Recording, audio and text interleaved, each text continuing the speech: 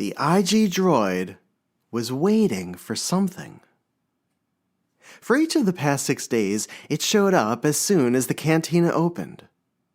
The droid strode through the bar without speaking and parked itself among the shadows of a booth carved into the wall.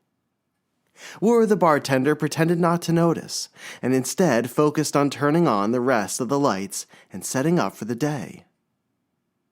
The venue was practically empty, and Woor could hear the methodical click and whir of the bounty hunter's gears rotating. He knew he was being watched, catching a glimpse of the tiny red and white optical lights as he glanced around the room from behind the bar. The tension lessened slightly as patrons began to make their way into the dimly lit tavern. Woor found himself busy preparing beverages for his guests, sneaking glances when he could to see if the droid moved or had left. But amidst the bustle of visitors, he felt protected. At the end of each day, Woor would announce the cantina's closing for the night. The IG droid would wait until the various creatures, smugglers, and locals would shuffle through the stone stair exit and back out into the cool desert air, the noise of their continued conversations trailing them like the Tusken Raiders of the Western Ridge.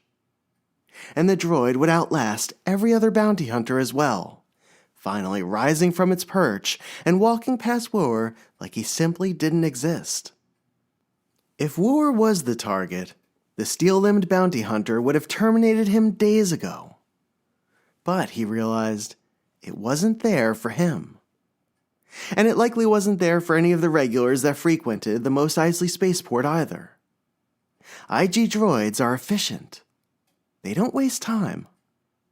This IG unit was waiting for someone else to arrive. And apparently, its bounty was important enough for it to remain this patient. Woor awaited 2 more days of witnessing the same cold, calculated routine before approaching the droid at its table while the cantina was crowded. "You're certainly becoming a regular here," he said, biting through his disapproval and trying to sound somewhat warm and friendly. "Can I get you anything? An oil-based refresher? Or a fresh energy pack?"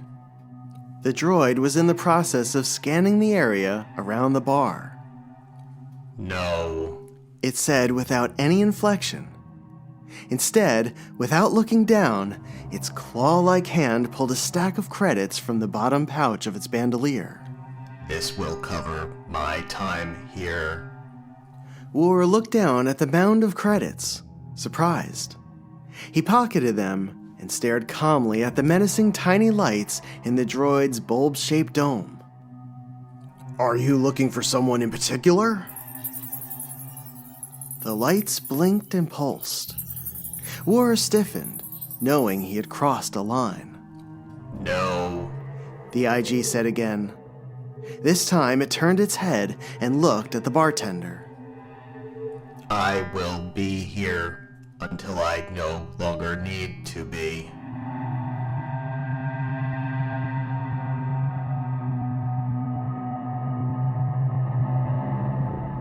At the end of the 9th day, as the handful of stragglers finally exited the cantina, a man in a gray hooded poncho pushed through them and headed toward the bar. Woor shot a glance toward the shadowy nook, but the droid didn't move. It sat completely still, like a predator assessing its prey. The man nervously looked around the seemingly empty cantina, missing the fact that Woor was not the only one there. He approached the bartender cautiously but quickly, as if time was his adversary. Although he was cloaked in a dusty gray poncho, the clothes underneath hinted that he was not from Tatooine. The edges of his collar poked above the poncho, revealing someone who was from one of the core planets, possibly someone who worked for the Galactic Senate. He was out of his element, and he was clearly trying to remain inconspicuous, while failing miserably to do so. "I need to get a message to someone," he stammered in almost a whisper, still unsure if he could trust the weary, weathered man in front of him. Woor glanced back at the booth, then picked up a glass and started to clean it. Look, a lot of people come through this way. The spaceport is one of the busiest in the system. The man drew closer to Wur, unsatisfied with that answer. No, you would know. He trailed off for a moment, trying to figure out the right words to say. You'd know. Wur looked at the man quizzically, knowing their conversation was being monitored. Does this someone have any unique traits? A particular species, perhaps? Any markings? The man looked around the room one last time. The booth, covered in darkness, continued to hide what it held. He paced back and forth inside of his mind before surrendering against his better judgment. Lowering his voice to a dry plea of a whisper, he leaned into Wur, uttering 3 words. He's a Jedi. Wur shook his head. Can't be. I heard the Jedi were wiped out years ago. The man's eyes grew sharp. Not all of them. This one survived. He's being hunted down across planets. My contacts believe he came to Tatooine. Or came through Tatooine. I don't know. But this is the only lead I have, and I have to find him. I have a message for him. We need him. Who's we? Wur uttered. But the words stuck in his throat, as he knew this man, now wild-eyed and lost, had sealed his own fate. The tiny lights in the booth rose, floating among the darkness. The clicking and whirring commenced as the IG droid revealed itself, brandishing a blaster at its side. The long end of a rifle jutted out at an angle behind its right shoulder, while a blade protruded from its left. Keeping a methodical but forceful pace, the IG moved toward the 2 men. Wur shifted toward the bar, locking his eyes on the approaching droid.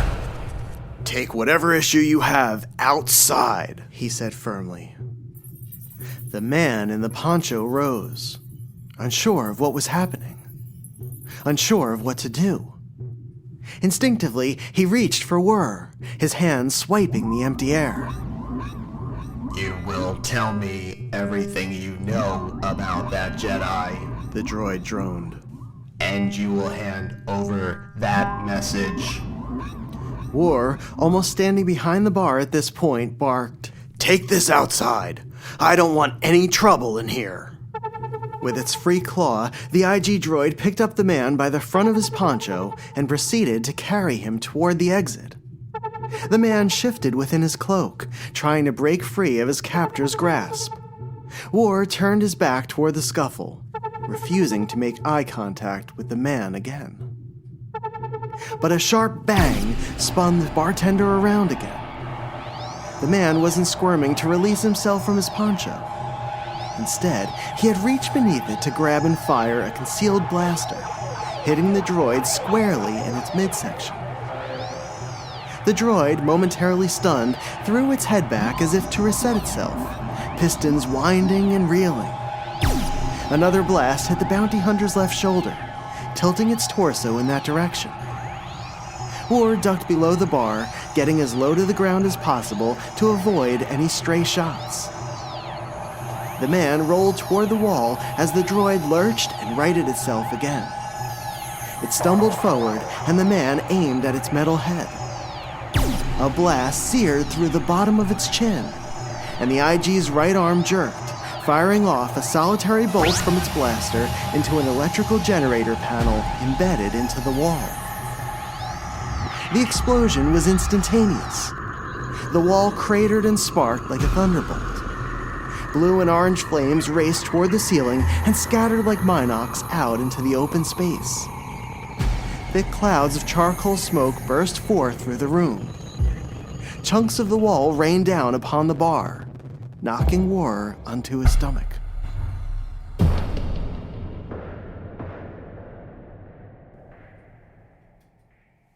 A few minutes later, Wur awakened, his ears ringing and his eyes burning from the smoke. He reached for a rag and covered his mouth, breathing heavily into it. When he felt strong enough to stand, he retreated to the back door, opening it fully to allow the smoke to follow him. The Tatooine evening would obscure most of the smoke, but Wara wondered how many dwellers had heard the explosion. He remained outside for the next 20 minutes, sucking in the crisp night air and exhaling the soot from his lungs. He had kept a bottle of water by the back door for his breaks, and gulped down what was left of it from earlier that day. Returning inside, he saw the man was nowhere to be found. Wara figured he had been vaporized in the explosion, consumed by the currents and the impact. Or maybe he had somehow survived and was able to escape. Or it was possible his body was still somewhere among the rubble and the smoke. Pieces of the IG unit's metal frame littered the floor. Wara gazed at it, threw the rag he was holding at it, and then proceeded to get to work.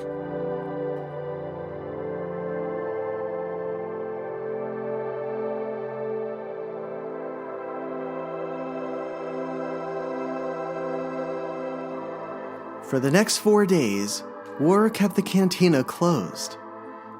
He sent the band home and paid them anyway. He also told anyone who showed up that he was renovating a section of the interior, and he worked through the night to restore it. Wara hired a handful of locals he could trust to stay quiet to fix the damage. They scrubbed down the walls and the ceiling and repaired the cragged remnants of the inner wall. Wara stayed at the cantina the entire time, catching brief moments of sleep during the day while the locals worked.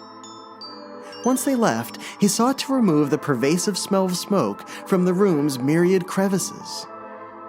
The cantina was already dusty and dingy, its personality ingrained in the bones of its structure. But Wara did not want to introduce a new element to it, one that may invite more questions than he was willing to answer. The day before the cantina reopened, he sold the remnants of the IG droid to a clan of 3 Jawas. He instructed the scavengers to return once the twin suns set, and to his surprise, they paid more than he expected to receive for the metal scraps. But he kept the droid's head. At first, he didn't know why. It was something that ran through the back of his mind as he toiled to return the tavern to its original state. The size and style of it reminded him of the engines that powered some of the sleekest vehicles that the wealthiest of the elites owned on other planets. Wara appreciated the craftsmanship, but loathed how the engines were utilized. Those vehicles wouldn't last more than a month on Tatooine, he figured, either being swallowed up by scavengers, rotting in the sweltering heat, or having their gears ground to a halt by the particles of sand. But in the middle of scrubbing and sweating and scowling, he settled upon a purpose for the detached head. Before finally returning home for the first time in almost a week, he sat down to work on it, soaked in solitude. Removing the inner wires and memory membranes, he hollowed out the elongated dome. He sanded parts of it, polished the rest of it, and ran a tube through it to see if it would function as he envisioned it. He constructed a makeshift connector for the point of the dome, which he had opened at the very peak. Bringing it behind the bar, he raised it overhead and locked it into place, running a hose that hung from the top of a pipe through the dome and out through the bottom. The dangling hose then screwed into a drink tap that rested just below the former droid's chin. As the head floated above a small table bearing an empty glass, he decided to try it. Pinching the tap's lever, liquid rumbled through the pipe and down through the hose in the droid's head, filling the glass. Wara took some well-needed gulps, suddenly realizing how dehydrated and exhausted he was. As he drank, he admired his work. The idea needed more time and effort, and Wara guessed he could automate the beverage release, but that would be a project for another day. The dome fit in nicely with the bar's overall design, and it looked better as a tap than the rest of the suspended hose and pipe combinations that hung freely. He'd have to get a few more to match this one. The Jawas could help him with that. And he could use their internal electronics eventually to power the taps. But this head, this former menace, would always mean something else to Whir. It would serve as a reminder.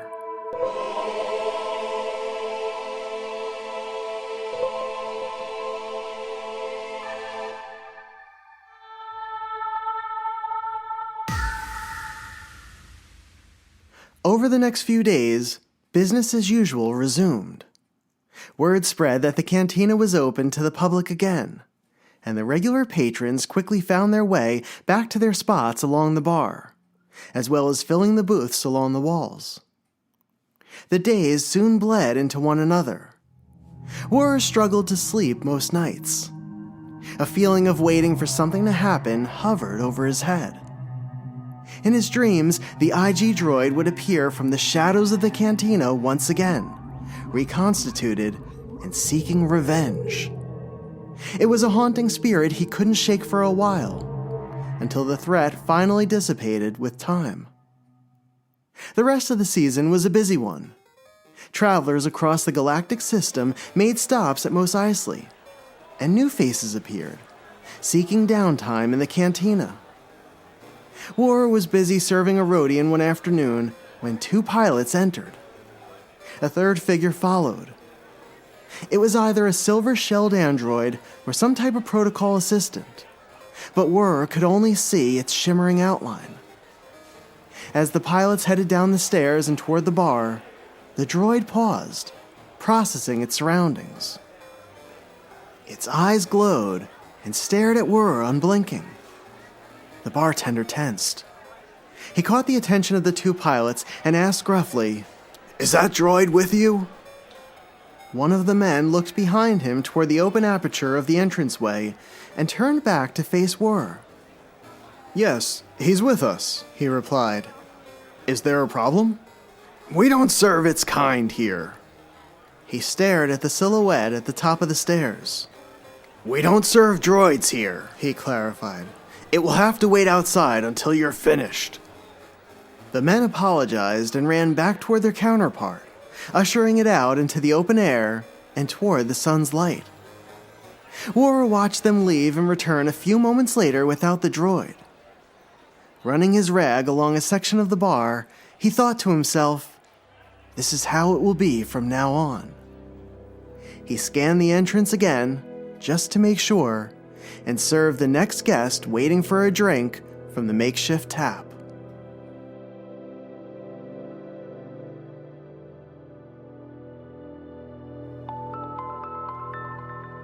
This was Whir's Tale, my take on the bartender from Star Wars' legendary Cantina sequence. This is one of the chapters in what I believe is one of the greatest swag projects of all time, for one of the greatest Star Wars collector events of all time. This is part 1 of the audiobook version Tales of Scum and Villainy, written and recorded by our fellow collectors. This is the weekend of Rogue Fun 2, Fun and Villainy. And this is Star Wars, Prototypes and Production.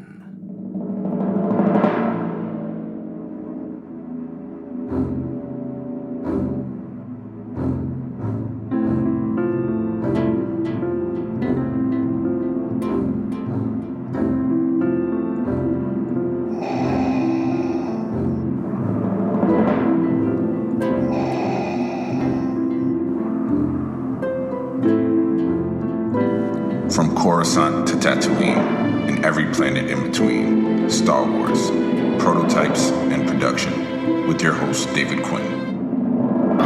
Vader. It's a trap! Yes, Master. Whoa, we're gonna have company! Have to stand and fight. The more you tighten your grip, Tom, the more star systems will slip through your fingers. I want to learn the ways of the Force and become a Jedi like my father. The Force will be with you, always.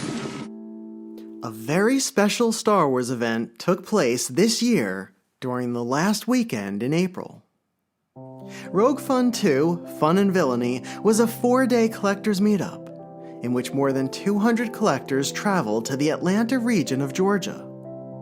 At least 15 Star Wars collectors clubs were represented at the gathering, covering areas like Florida, Seattle, the Northeast, Ohio, Canada, and everywhere in between.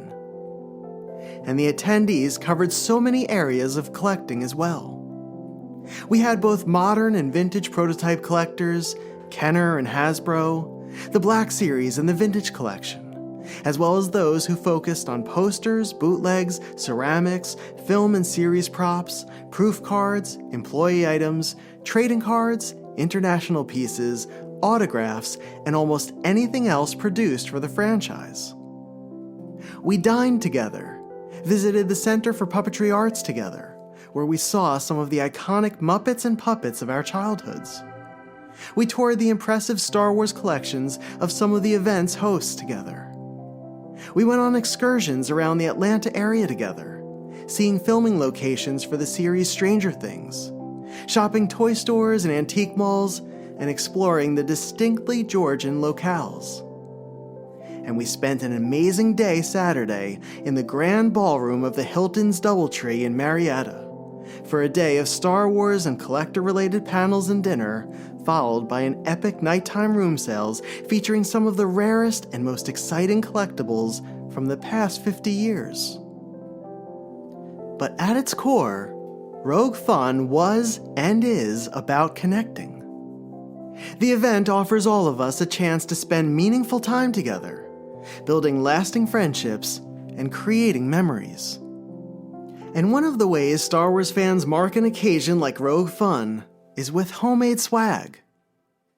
In an episode of the series The Office, manager Michael Scott once highlighted the swag he received from a convention, explaining that the word swag stands for stuff we all get. And in our collecting community, we produce swag to commemorate an event in a personal way, and to share a piece of the Star Wars-inspired creativity with established and newer friends. Jason Wasulko, one of the co-creators of Rogue Fun, came up with a novel idea for his swag offering this year. Here's Jason to tell us about it. So the idea of this came when I wanted to make a zine for Rogue Fun. If you don't know, a zine is a very cheap, low-budget magazine that is typically photocopied. So you would type things out, you would tape it. This is how they did it back during like the original trilogy, back in the 70s. You would type it out, you might tape it on the page, you would photocopy it, and then you would distribute those photocopies to people. And this could be your magazine, except they called them zines. And so I thought maybe, we're approaching the 50th anniversary of Star Wars. Maybe I could do something that's a throwback like that. And I reached out to a couple friends. I reached out to Jerry, Hannah, and Sean and asked if they'd be interested in contributing something just to have different perspectives and to include people who are attending the event. And they all said yes. And I just, asked them to have just one character to write about. That way we're not writing 3 different stories about one character. We're each writing different stories of different characters that you see in the cantina. So I went off and I wrote my story about Ponda Baba and put it in layout for this zine idea and realized that it was too long for a zine. Like, it needs to be super short. You can't have a short story at my length, 1,500 words, and put it in a zine. It's just not going to work. And then I got Jerry's story, and it was twice as long as mine. And I knew right then and there that he needed to pivot. I didn't want to throw away all of our work. We had to do something else. And I decided to do something in the style of the old Tales of the Mos Eisley Cantina book, but shorter as a novella, so it's not too expensive to produce. And I could use space for more stories. So I reached out to a couple people, and I asked you, David, I asked Rich a lot, Danny Katzel, and Adam Throne, who's a Georgia Alliance of Star Wars Collectors member, and asked them to pick a character, make sure it wasn't something that someone had done before, and to go off and be creative. Don't worry about canon, or worry about canon. Like, whatever you want, just be creative and go out and write your story, have fun with it. And that's pretty much the idea. That's where the idea came from.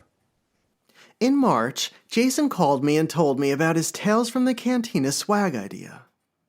He asked me if I'd like to contribute a story, and I immediately said yes. During our chat, I recommended a few other names of collectors who might be willing to contribute as well. Jason gave few, if any, guidelines. As contributors, we really had an entire cast to choose from. And to be able to play the role of George Lucas and to fill in the backstories of some of the Star Wars characters seemed like an exciting challenge. Our stories could be humorous or serious. They could align with canon, or they could delve into the realm of the expanded universe and legends. Or they could feature a little bit of everything. We could stretch our imaginations as far as possible in pursuit of something fresh, something that would fit into the world of Star Wars. At the time, only 2 characters had been claimed. Jason would focus on Ponda Baba, who many of us know as Walrus Man, and Jerry Hancock was going to tell a special story about Greedo. When Jason told me Jerry's plan, I just thought it was brilliant, and I knew our friends would appreciate it. It set the bar for storytelling, and I was honored to be a part of the project.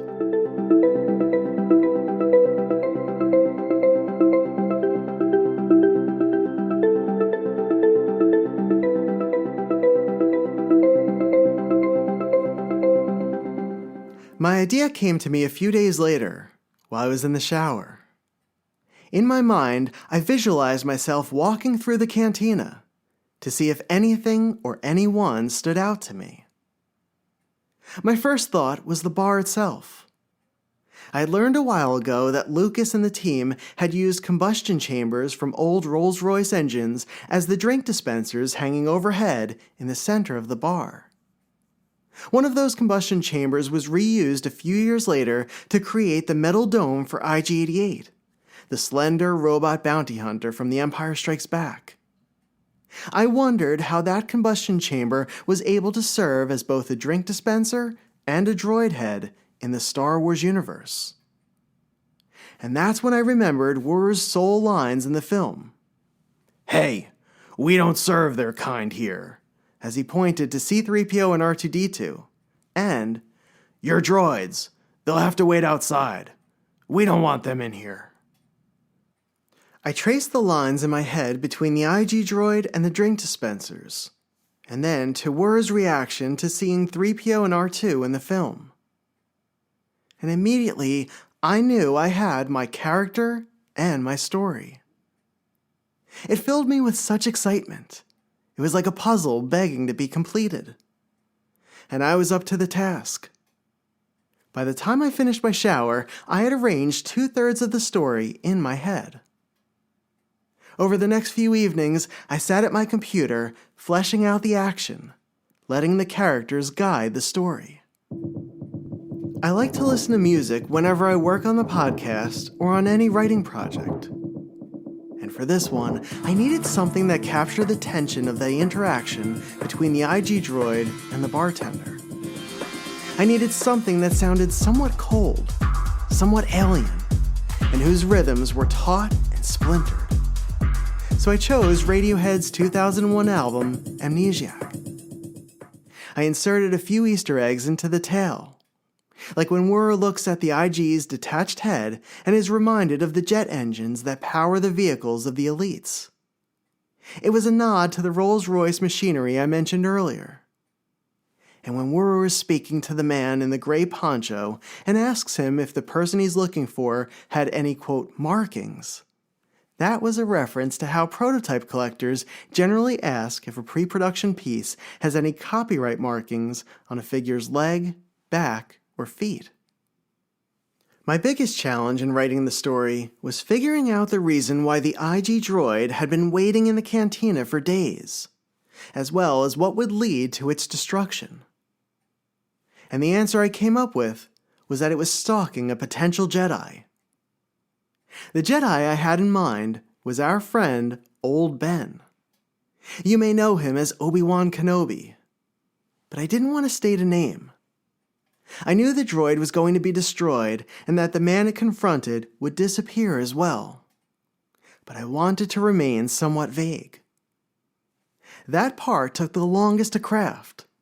But once it came together, I watched it play out more as an audience member than as a writer. It was thrilling, and I loved every moment of exploring this tale.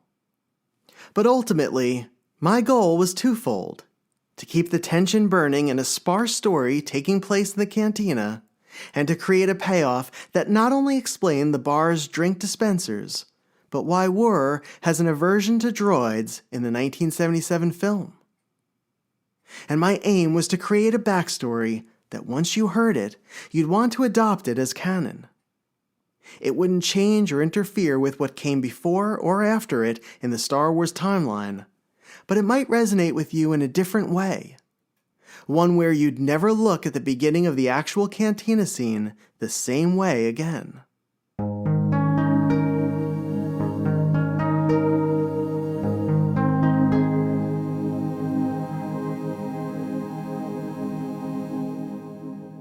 Once I completed my story, I submitted it to Jason. And I think that's what the other writers did as well. And it wasn't until the final story had been collected and a digital copy was sent to all of us to review that we realized how special this project was going to be. 8 passionate Star Wars fans. 8 different Star Wars characters. 8 unique Star Wars stories. Here's Jason again to give us his reaction to seeing his idea for a swag book become a reality, as well as his impression of our friends' stories. There's a stigma about fan fiction, which is sometimes it's raw and unfinished, or it can feel unfinished. It lacks conflict. It lacks tension or focus. Sometimes, not all times. And when I asked these people to, my fellow friends and my fellow attendees of Rogue Fun, if they wanted to participate, they were all excited. I really didn't give them much constraints. I told them, follow canon if you wanted to, or ignore canon and write the story that you feel is fun and the story you want to tell. It's completely up to you. And I'm glad I did that because the stories came in. They were exciting. They didn't really fall into the pitfalls of normal fan fiction. I didn't want to change anything. I wanted everybody to tell the story that they wanted to tell. And when they started coming in, I just realized how special this book was going to be. It went from this idea, which is one thing to have an idea, but when I started to get these stories and put them together and assemble them into a book format, I started to feel like, oh, this is fun. This is different. This is cool. It felt really unique. It felt exciting, and I couldn't wait to do a good job, not just for the attendees of the show, but for the fellow authors who invested a lot of time in developing these stories and coming up with the ideas. I really was excited to get this done for them and to do it right. I wanted to make it feel like it was a Tales book, like it has the same dimensions as those original Tales of books. If you put it on your bookshelf, you slide it right next to Tales of Mos Eisley Cantina, it fits right in because it's exactly the same size and shape as the paperback. So we wanted to make sure we did it right, not just for our guests at Rogue Fun, but for our authors as well, because they did a really great job. My analogy that I like to use is that it's like a bowl of candy, and you've got 8 different pieces of candy in it. Each piece of candy is unique and different and good, and no 2 pieces are the same. It's a great piece of fiction. It's a great piece of fan fiction, and I really enjoyed everyone's story, and I really appreciate everybody's effort because I think that they did a great job, and I hope that people listening to this podcast can enjoy it as well. I'm glad that everybody listening has the opportunity to hear these stories because I think everybody should hear them. They're great. So I hope everyone enjoys. And now, let's return to the cantina as Jason reads his story for all of us.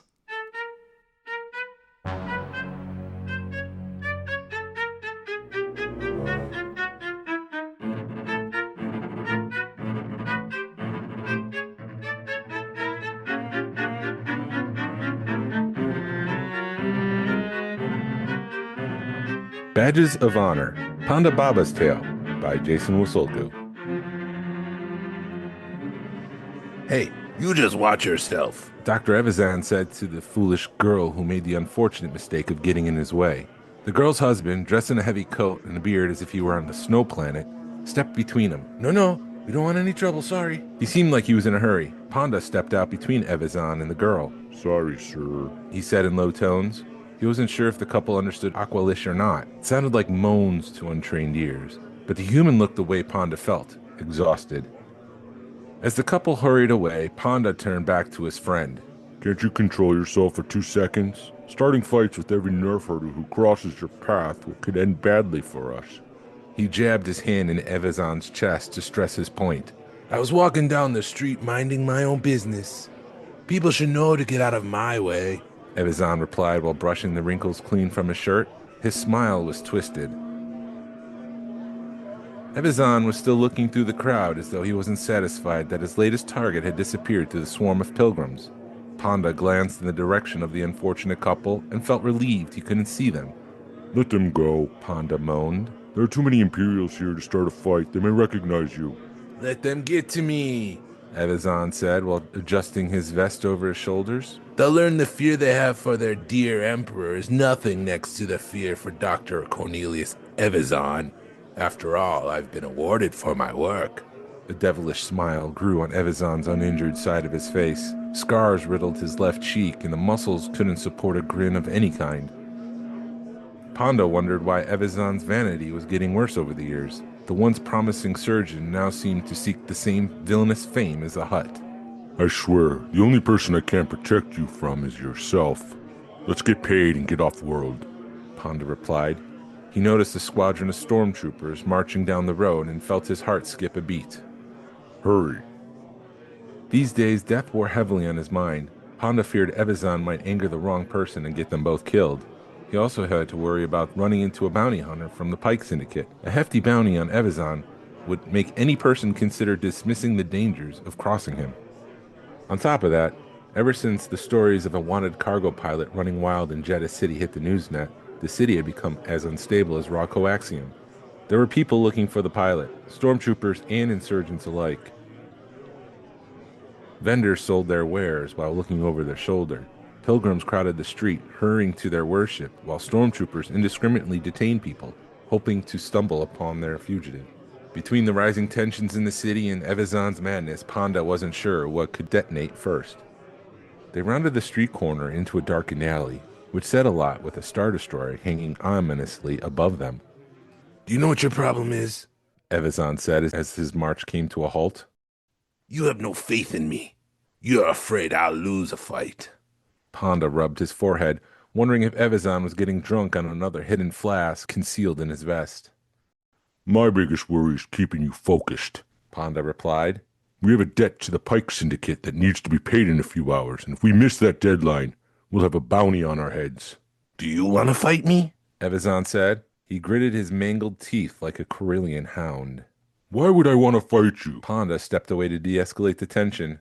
Do you know what would happen if Imperials saw 2 people fighting in an alleyway? They'll lock us up and we'll miss the deadline. You and I are dead. Evazan stumbled closer to his friend. His warm breath smelled like the fruity fresh scent of Jawa juice and assaulted Panda's senses. Some days I don't like you. Panda's shoulders collapsed with his weariness. Pushing the drapes aside, Evazan slipped into the general store without saying another word. Panda took a moment to clear his mind of frustration, a tired feeling around Evazan these days. Following his friend into the store, Panda Baba was hit by the sweet smell of Melio rune fruit. Evazan grabbed one and held it between them.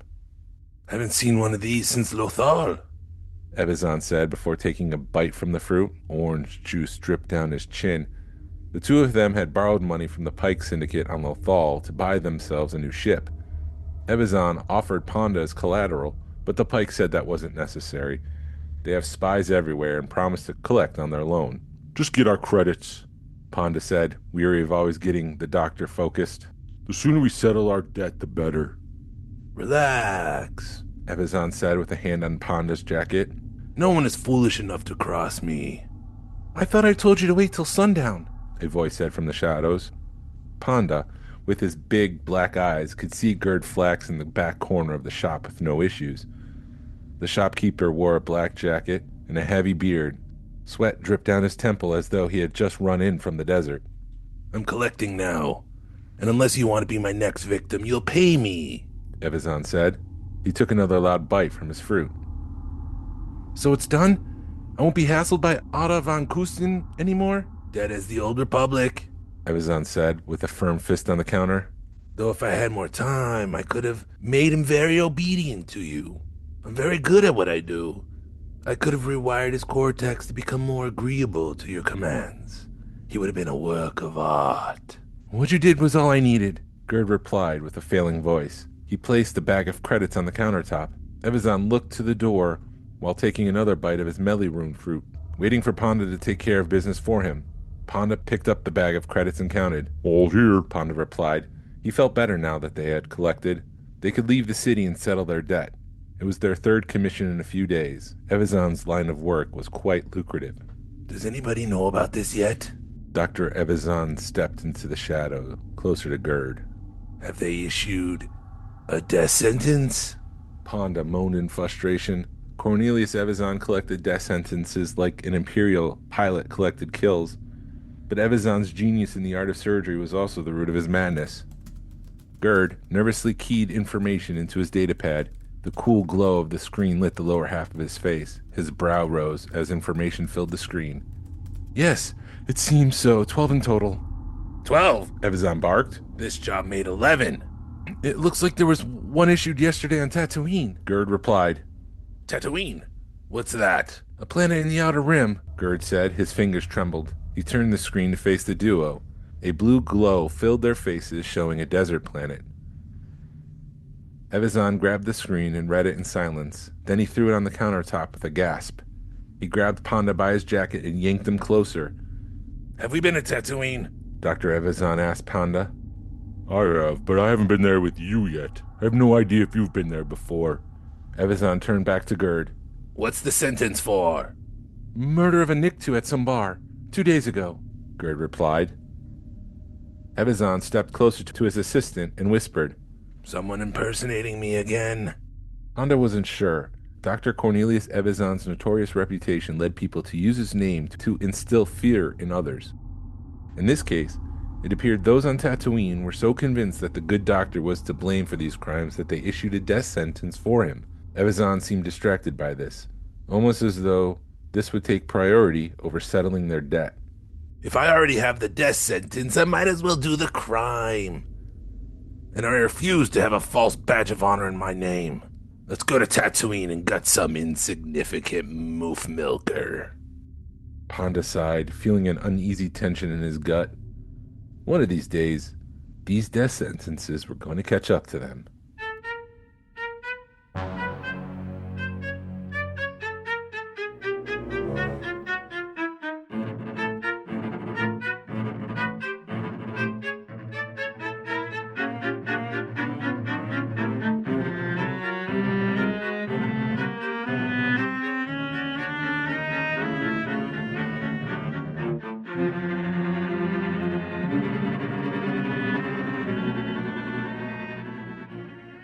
So the idea of my story goes back to the first Rogue Fun, which was based on Rogue One. There is a couple characters that appear in Rogue One and A New Hope, besides Leia and Vader. Ponda Baba and Dr. Cornelius Evazan both appear in Rogue One and A New Hope. So I thought maybe metaphorically I could tie the two Rogue Funs together. I can't keep those straight in my head. Rogue One, Rogue Fun. Tying the two events together using these characters. So we saw these characters on Jedha City, and the question I was asking myself is, how did they go from Jedha City to Tatooine? How did they get there? Why are they on Jedha City? What's going on? All these questions were in the back of my mind. And also, I had the episode of Robot Chicken or it's a skit, I guess, where Evazan is pushing Ponda Baba to do things, and Ponda doesn't really want to do it. He's busy as an architect. I'm just doing my job. I can't go to a bar right now. Come on, man. Come on, let's go. And so he was just egging him on and dragging Ponda Baba along and getting him in trouble, eventually getting his arm cut off. So there was a little bit of that relationship in the back of my mind where Evazan is dragging Ponda Baba through this story. And I think the biggest thing for me is like, what's with these death sentences? Why does he care? Why does he brag so much about these death sentences? Why does Dr. Evazan care? And so those were the kind of things I wanted to explore. And I hope people enjoy it. I hope you like it.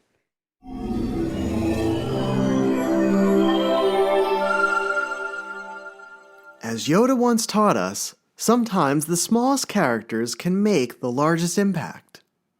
And that is evident in Hannah Bennett's story about the diminutive mouse-like creature Kabe and her small furry friend Muftak. Hannah's masterful writing elevates Kabe from a background player to an inhabitant of the Star Wars universe with a textured history worth exploring with her.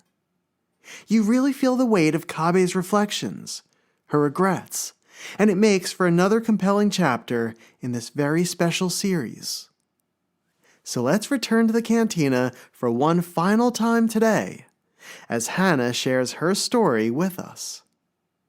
This is 17, Kabe's Tale, by Hannah Bennett.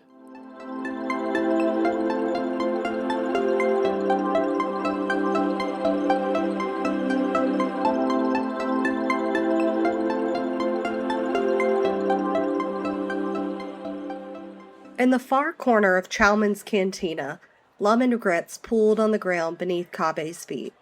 Her legs dangled from the wobbling stool, toes brushing the sticky floor, while her hands wrapped around a chipped mug that glowed faintly green.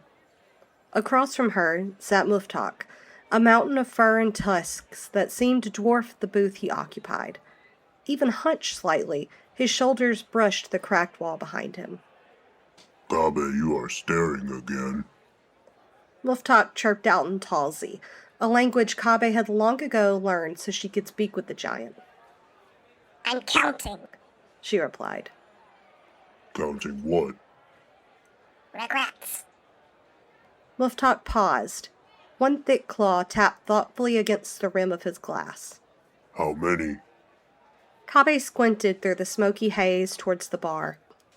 At the blaster-scarred counter where too much blood had been washed away over the years. At the arguing Rhodians whose greed was louder than the cantina music. At a tired bartender who wiped the same stain again and again as if one day it might disappear. 17. She said at last.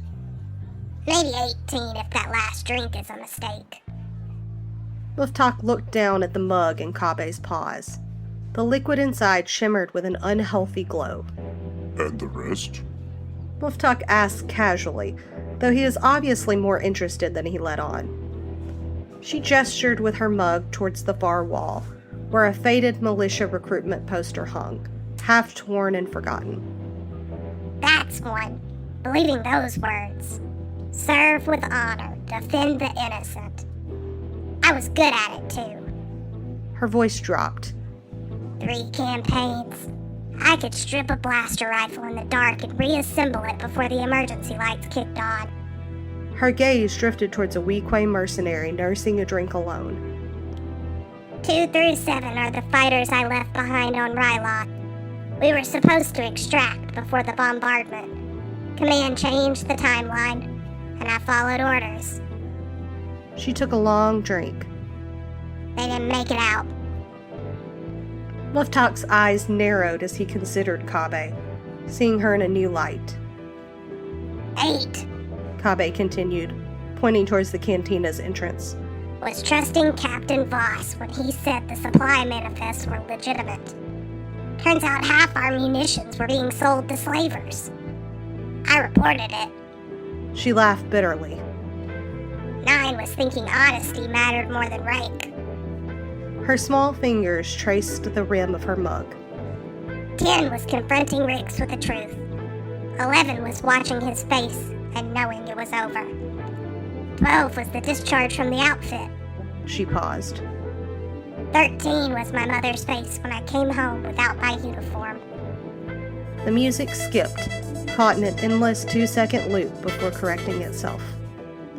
14 through 16 were the jobs I took after. Smuggling, courier work. Things I told myself were temporary. She looked down at her glowing drink. And 17 was the first time I walked into a place like this and realized I belonged here more than I ever belonged in a command center. Her voice had gone quiet, almost lost beneath the cantina's din. The medals are in a pawn shop on the Horde Mantel. Bought 3 weeks of food and this. She tapped her worn vest. Not even real bantha leather. Muftak nodded solemnly. They sat in a companionable silence while smoke curled like lazy ghosts between them. Somewhere in the cantina, a malfunctioning speaker cracked, trying and failing to remember the melody of a once popular spacer song. Kabe stared into her drink. Once she had dreamed of heroics. She dreamed of starships jumping to light speed and medals pinned to a clean tunic. She dreamed of crowds cheering for victories, cheering for her. She longed to be someone the galaxy remembered. Life had a way of grinding those dreams down. Now she dreamed of simpler impossibilities, like clean floors, quiet mornings, and drinks that didn't glow with what might be industrial runoff. Do you ever think, she asked softly, that we were meant for more? She could still smell the recycled air of her militia freighter, sharp with ozone and oil.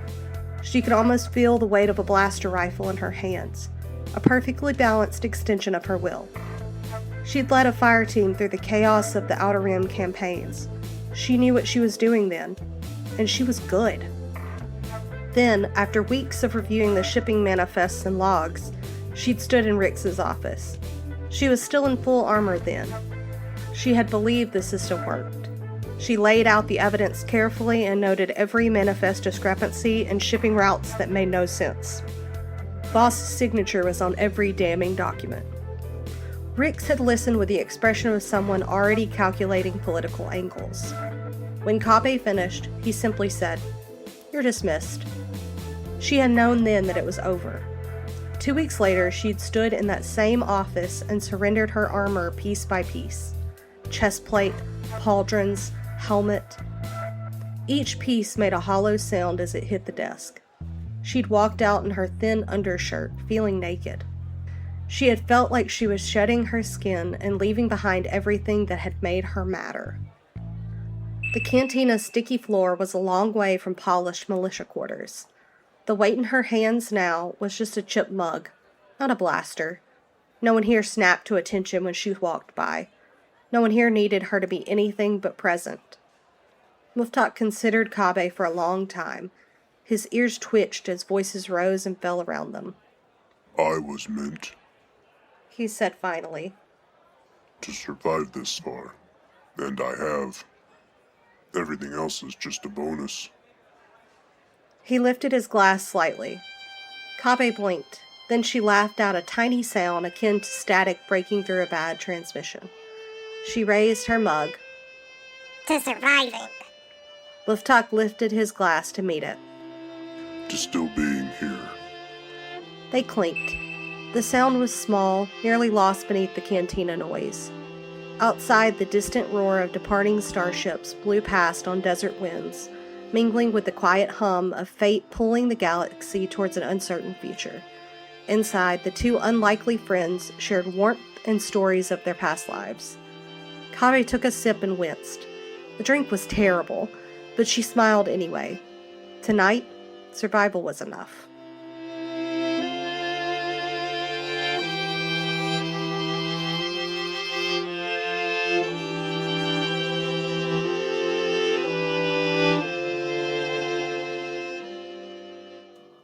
This is Hannah Bennett, and that was 17, Kabe's story, and I hope you really enjoyed the story. I had a lot of fun bringing Kabe and Muftak to life, because like a lot of Star Wars fans, I'm really kind of enthralled by these minor characters who we don't know a lot about, because I get to imagine what their life might have been like before we see them on screen. And for Kabe and Muftak, I think it's even more interesting because they look like such an unlikely friendship. They're an unlikely pairing. So the start of the story for me was really imagining what these two characters talk about when they're together at the bar drinking. What sort of fills their minds. And from there, I wanted to give Kabe, a cool backstory that she deserves. I feel like from the moment she's on screen, we can kind of tell that she's different from a lot of the other women in Star Wars, just because she seems like so ferociously herself, and I wanted to run with that.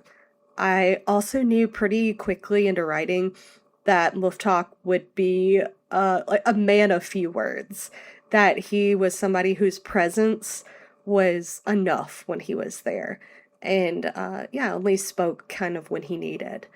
So that was my interpretation of Kabe and Muftak, and her recounting all the regrets of her life. And I hope you really enjoyed it. I had so much fun with this project. And I have to also give a huge thanks to my husband Sam, who helped bring Muftak to life and recorded his voice for me. So I hope you enjoyed our little performance.